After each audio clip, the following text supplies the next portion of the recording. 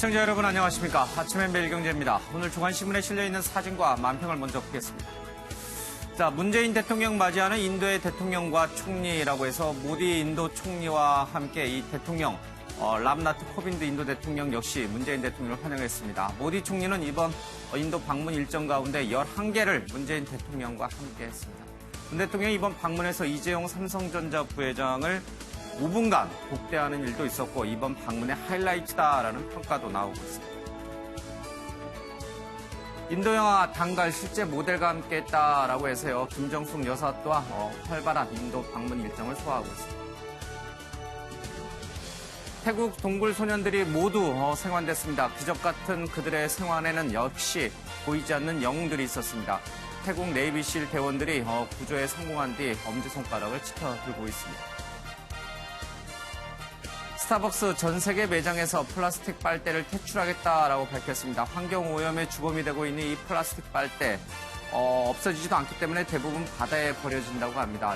그렇게 버려진 이 빨대는 이 바다 거북이 코로 들어가서 저렇게 피를 흘리는 모습까지 연출되고 있습니다. 만평입니다. 촛불 집회 당시에 이 군이 계엄령을 검토했다라는 얘기가 흘러나오고 있죠. 이 기무사에서 어떻게 군사기밀이 유출됐는지 그거부터 수사하라라고 하는 본말이 전도된 논평이 나왔다라는 비판도 쏟아지고 있습니다. 고성방과 먼저 체포해라 이런 것과 같은 뜻인데요. 중앙일보입니다. 지금이 어느 시대인데 내가 할 말은 아닌데 라는 얘기를 좀 하고 있습니다. 기무사와 송영무 장관의 발언들이 계속 논란이 되고 있습니다. 보고 있나 국민연금, 보고 있나 사법부라고 얘기를 좀 하고 있는데요. 글쎄 어떤 의미를 담고 있을까요?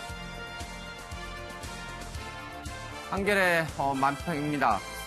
이번 기무사 문건이 역시 5.16 군사 쿠데타를 떠올리게 한다라는 얘기가 좀 나와 있습니다. 쇼는 그만이라는 얘기가 나와 있죠. 기무사 과연 개혁을 할 수 있을 것인지 한번 봐야겠습니다. 5.18 진압자 간첩 조작 유공자도 훈포장 무더기 박탈했다라고 하는데요. 당시에는 빛나는 훈장이었습니다만 실제로는 인권유린 악마의 훈장이었다라는 얘기가 많습니다. 오늘 함께해 주실 분들 소개해드리겠습니다. 정은가 MBN 수석 논설위원, 그리고 이상일 건국대 행정대학원 특임교수, 그리고 김창룡 인제대 신문방송학과 교수, 강신업 변호사가 함께합니다. 자, 먼저 매일경제신문 좀 보겠습니다. 한국의 청년 고용률이 42%, OECD 회원국 가운데 최악이다라는 기사가 좀 눈에 띕니다. 매일경제가 단독 입수한 중소기업 연구원의 미공개 연구 보고서인 청년 고용 현황 국제 비교 및 시사점에 따르면 지난해 우리나라의 15세에서 29세 인구 928만 명 취업 중 취업자가 390만 명에 그쳐서 청년 고용률이 41.1%에 불과했습니다. 1위는 아이슬란드 무려 78.8%가 되고요. 일본 역시 56.8%나 됩니다. 영국, 미국, 독일, 네덜란드, 스위스 등이 우리보다 훨씬 더 앞서가고 있고요. 우리 바로 뒤에 있는 국가로는 칠레와 그리스 정도가 있는 것 같습니다. OECD 개발 회원국 가운데 이렇게까지 낮은 수치가 나오는 것은 아마 좀 처음 있는 일이 아닌가 싶습니다. 자, 이 경제 문제가 계속 이제 화두가 되고 있는데요. 이 세계적인 경제학자인 두 명의 얘기를 좀 잠깐 짚어보겠습니다. 이 장하준 캠브리지대 교수와 신장섭 싱가포르 국립대 교수, 세계적인 경제학자들인데요. 이 교수들의 얘기를 좀 보면 이 장 교수는 경제협력개발기구 최고 수준의 자살률과 최저 수준 출산율, 그리고 지나치게 높은 사교육비 등 우리나라 사회 지표가 악화되고 칠레만도 못해 창피해서 얼굴을 들고 다니기 힘들다, 이런 얘기를 좀 하고 있습니다. 한국 경제 성장률이 6% 내외이던 게 2, 3%로 반토막 났고 지금 3% 성장이라고 하지만 인구 증가율을 감안하면 더 떨어진다. 원인은 기업들의 설비 투자 급감이다라고 얘기를 하고 있습니다. 소득주도 성장은 마중물 정도, 펌프질하는 건 기업의 투자다라는 얘기를 했고요. 한국의 중시는 외국인의 현금 인출기다라고 하면서 우리나라 재벌이 밉다고 외국에 지분 넘기는 건 큰일이다는 얘기를 하고 있습니다. 신장섭 싱가포르 국립대 교수, 한국은행 총재 후보물망에도 여러 번 올랐는데요. 문재인 정부의 기업 정책은 F학점이다라고 했고 특히 정부가 추진하는 경제 정책이 서로 엇박자를 내고 있다라고 얘기를 하고 있습니다. 초과 이윤이나 대박이 없으면 기업가 정신도 생길 수 없다고 하면서 혁신이 안 되고 있는 이유를 꼬집고 있습니다. 조선일보도 오늘 여러 중요한 기사를 쏟는데 이건 잠시 뒤에 조금 더 살펴보도록 하죠. 정과 위원님, 지금 매일경제 기사를 보면은 우리나라의 청년 취업률이 OECD 회원국 가운데 꼴찌. 그러니까 웬만큼 경제 선진국이라고 할 수 있는 OECD 회원국 가운데 가장 낮은 수치라는 것도 충격적인 것이고요. 그리고 이 세계적인 우리나라의 해외 경제학자들이 현 정부의 경제 정책이 굉장히 잘못됐다라는 쓴 고언을 내놓은 것도 눈길이 좀 끕니다. 지금 경제 지표가 좋지 예. 않다는 것은 익히 좀 알고 있는 것이죠. 사실은 문재인 대통령 들어서면서 일자리 창출을 강조했습니다만 예. 실질적인 현실은 그게 잘 와닿지 않고 그래서 최근에 얼마 전에 그 청와대에 있는 경제수석과 예. 일자리 수석을 교체한 것 사실상 경질인 셈이죠. 뭔가 새로운 어떤 방향을 찾아보겠다는 그런 의미가 담겨 있는 것인데 사실은 정부 입장에서는 그럴 겁니다. 그러니까 지난 과정 속에서 지난 오랜 정부에서도 경제가 좀 나아지는 측면이 없었거든요. 그래서 뭔가 새롭게 한번 방향을 추구해보고자 소득주도 성장이라는 걸 주창하면서 그 정책을 펴고 있습니다. 물론 불과 이제 1년여가 지났기 때문에 너무 성급한 결론, 기대라는 것은 좀 그 같은 항변에 대해서 나름 이해는 합니다만 어쨌든 간에 지금 전체적인 시각 흐름을 보면은 앞으로도 개선되기가 굉장히 어렵다라는 이런 진단들이 많이 나오고 있지 않습니까? 그렇기 때문에 가장 또 초조해하는 부분이 있는 것이고 또 정부라는 것이 집권 1년, 2년, 늦어 3년 차까지 뭔가 개혁 변화를 추구할 수 있는 것이지 5년 임기입니다만 그 이후로 갈수록 굉장히 동력이 떨어질 수밖에 없기 때문에 굉장히 초조하는 상황인 겁니다.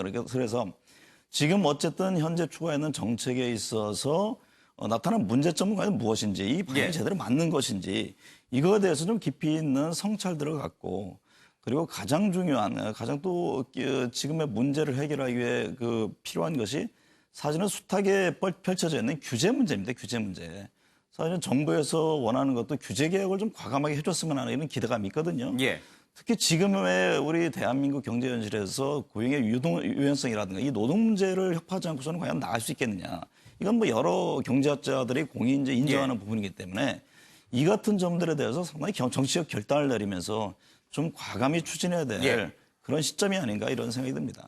우리 국내 내부적으로도 여러 가지 경제 문제에 대해서 뭔가 제대로 돌아가지 않는다라는 이제 시그널들을 계속 보냈습니다만 해외 경제학자들의 얘기가 좀 뼈 있게 좀 와닿는 나름의 특별한 이유가 있을 것 같습니다.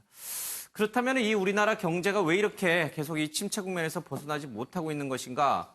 잠깐 말씀드렸습니다만 이 재벌 기업들의 초과 이윤을 너무 죄악시하는 거, 그리고 기업들을 너무 옥죄는 거, 또 규제 개혁이 제대로 이루어지지 않는 부분에서 이 해외 경제학자들은 원인을 꼽고 있습니다. 김상조 공정거래위원장 역시 이 부분을 좀 잘 이해하고 있는 것 같다는 생각이 좀 듭니다. 조선일보가 오늘 김상조 위원장에 대한 인터뷰 기사를 했는데 지금 너무 초조합니다라는 말을 좀 했습니다. 지난 1년은 외교안보 이슈로 높은 지지를 받았지만 결국 정부의 성패는 경제 문제, 국민이 먹고 살 문제를 어떻게 해결하느냐에 달렸다라는 얘기를 하고 있습니다. 정부가 성과를 낼 시간적 여유가 짧게는 6개월, 길게는 1년밖에 남지 않았다. 국민이 참고 기다려줄 시간이 얼마 남지 않았다. 이런 상황을 문재인 대통령도 잘 알고 있고 규제혁신 점검회의를 취소할 정도로 절박감을 갖고 있다라는 얘기를 하고 있습니다. 지지층의 비판을 받을 수밖에 없는 굉장히 어려운 일이지만 규제혁신 없이는 이 정부가 성공할 수 없다는 사실을 대통령이 잘 알고 있다라고 하면서 규제혁신을 강하게 추진할 뜻이 있음을 내비쳤습니다. 아울러서요. 이재용, 정의선, 최태원 이 재벌그룹의 회장 총수들이 이름을 걸고 변화를 이끌어달라라는 얘기를 하고 있습니다. 지배구조 개선과 함께 비즈니스에서도 성공을 주도하길 바란다라는 얘기를 하고 있습니다. 그리고 지금 우리 경제에서 혁신 성장이 이루어지지 않고 있는 이유 중에 하나가 진보 진영에 있는 시민단체들의 신념 때문이다라고 일갈을 하고 있습니다. 시민단체들은 자기 일이 제일 중요하다고 생각하지만 정부가 그들의 요구를 다 담을 수는 없다. 우선순위를 정하는 게 정부의 역할이다라고 하면서 문 대통령이 정치적 결단을 고민하고 있다. 지지자들의 비판을 받을 수 있는 결단을 의미한다. 대통령도 규제 혁신 없이는 이 정부가 성공할 수 없다는 것을 잘 알고 있다라고 얘기를 하고 있습니다. 다른 사람도 아닌 사실은 재벌개혁의 저승사자라고까지 불렸던 김상조 공정거래위원장이 오히려 기업들을 두둔하고 진보적 시민단체, 본인도 참여연대 출신이지만 그 참여연대를 비판하는 식의 인터뷰를 했어요. 그래서 이 인터뷰 기사 내용에 대해서 김상조 위원장이 너무 이게 한쪽으로 잘못 편집이 된 것이다라고 또 주장할지 모르겠습니다만 이 내용 액면 그대로가 사실이라고 한다면 대단한 변화가 엿보입니다. 일단 인식의 변화는 엿보이는 것 같아요. 예. 그런데 정말 궁금한 건 과연 실행에 옮길 그런 의지와 능력이 있느냐 이 문제인 것 같은데 지금 문재인 대통령이 경제의 이 3개 축을 가지고 있습니다. 소득주도 성장, 혁신 성장, 공정 경제인데 지금 혁신 성장은 예. 사실 제대로 이루어지질 않아서 대통령이 규제 관련 회의도 취소를 할 정도인데요. 지금 소득주도 성장 가지고 많은 부작용이 현재 나오고 있습니다. 그러니까 예. 기업 입장에서는 코스트가 너무 올라가는 거죠. 비용이 올라가는 거죠. 물론 그러니까 우리 경제가 경제 체력이 허용할 수 있는 최저임금의 상승은 우리는 당연히 해야 되겠지만 좀 과도한 상승으로 인해서 가장 지금 어려운 지점에 처한 분들이 예. 영세 상공인들 그다음에 도소매업 이 영세업자들 아니겠습니까? 근데 지금 어제도 그 사용자 측 최저임금 관련 위원들이 다 그 회의를 떠나버렸는데 업종별로 최저임금을 좀 차등을 두자는 것도 어제 부결이 됐단 말이에요. 예. 그래서 지금 노동 쪽에서는 43%, 그러니까 1,790원을 또 하자는 거 아닙니까? 올해 예. 7,530원인데 이러면 기업이 감당하기 어려워요. 제가 보기에는 이렇게 간다면 중소기업은 물론이고 중견기업도 감당하기 어려운 상황. 예. 그다음에 공정경제라는 것들이 결국은 규제입니다. 이 대기업을 중심으로 한 기업 규제를 하겠다는 거거든요. 예. 그런데 말로는 규제를 풀겠다고 하면서 실제로 정부가 이 여러 가지 조치를 하는 거 보면 규제하는 게 많고 중요한 것은 뭐 저도 국회에 있었지만 국회에서 규제를 입법으로 풀어줘야 되는데 예. 지금 민주당 의원들이 그동안에 규제를 강화하는 법안을 훨씬 많이 냈어요. 그러니까 대통령이 규제 혁신 강조하니까 규제 5법안을 내놨지만 그게 과거 새누리당 정부에서 서비스 발전 기본법 이런 것들 다 반대했던 내용들이 예. 겨우 이제 담았는데 과연 민주당에서 이거를 처리할 의지가 있느냐. 예. 그건 제가 보기에는 민주당 내에서도 반대하는 의원들이 많아요. 그러니까 예. 정부의 이 세 가지 경제 정책이 서로 상충되는 게 많습니다. 그러니까 예. 기업 입장에서는 투자에 대한 확신이 안 서는 거죠. 그다음에 정부의 많은 정책과 메시지는 반기업적이고 친노동적이었단 말이죠. 규제개혁과 노동개혁이 따라줘야 혁신성장을 하는데 규제개혁은 말뿐이고 노동개혁은 전혀 하질 않고 있습니다. 그러니 기업이 어떻게 믿고 투자를 합니까? 한편으로는 또 소득주도 성장 때문에 임금 상승 등 코스트는 올라가고 있고 그러니까 이게 총체적으로 지금 난국을 맞이한 거죠. 그러니까 예. 제가 보기에는 경제 정책의 근본을 수정하지 않으면 예. 저 인식을 실행하기 어렵겠다 이런 생각이 들어요. 예. 소득주도 성장과 혁신 성장은 서로 대척점에 있는 양자 선택의 문제가 아니라 자동차, 자전거, 수레바퀴와 같이 함께 가는 것이다라는 게 이제 현 정부의 일관된 정책 기조입니다. 그러나 그것이 제대로 맞지를 않고 삐걱거리고 있다는 것이 또한 모든 많은 경제학자들의 지적이기도 하고요. 자, 그렇다면 어떻게 해야 될 것인가? 분명히 문제의식은 느끼고 있는 것 같아요. 대통령도 그렇고 공정거래위원장도 그렇고 우리 경제에 무엇이 문제인지는 제대로 인식을 하고 있는데 과연 그것을 실천할 의지가 있는 것인가 하는 부분이거든요.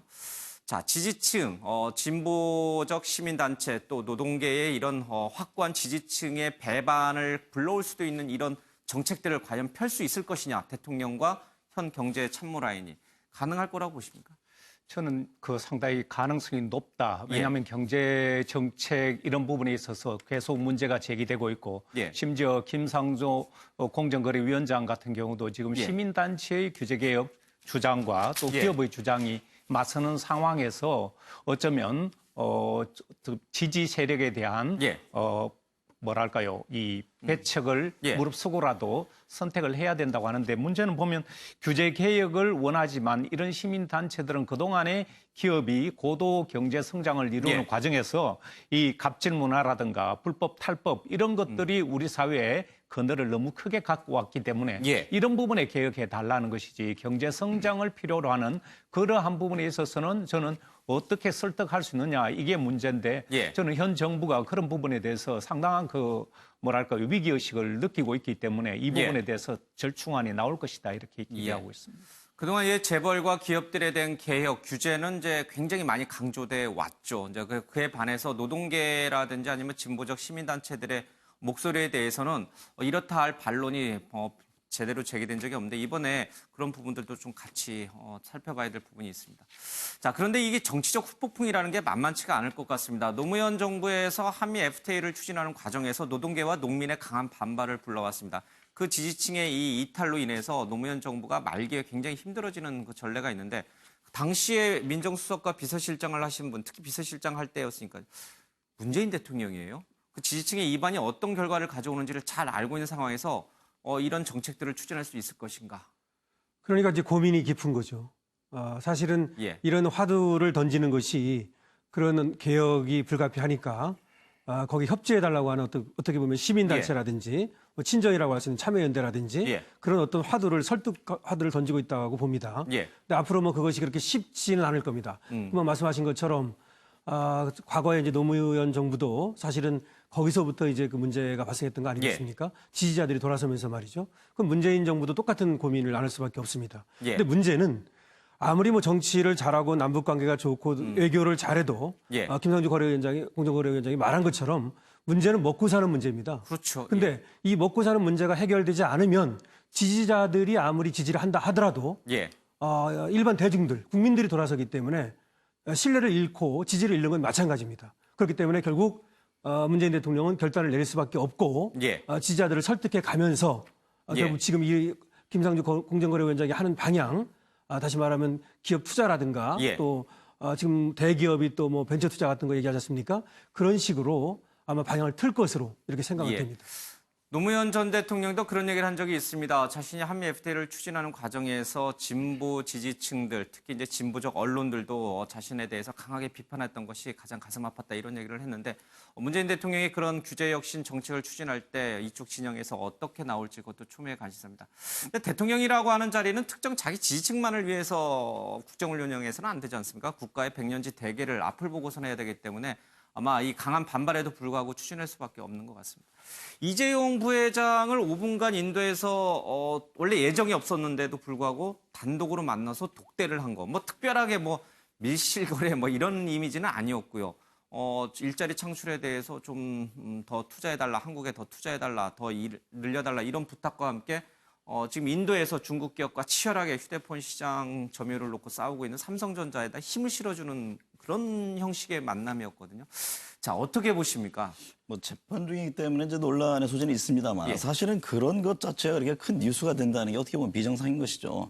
대통령 입장에서 기업인들도 수시로 만나서 예를 들면 예. 애로사항이 뭔지 그다음에 실적으로 국가로 해서 투자를 어떻게 해줄 수 있는 것이 이게 얘기를 나누고 풀어가는 것이 굉장히 중요한 것이죠. 예.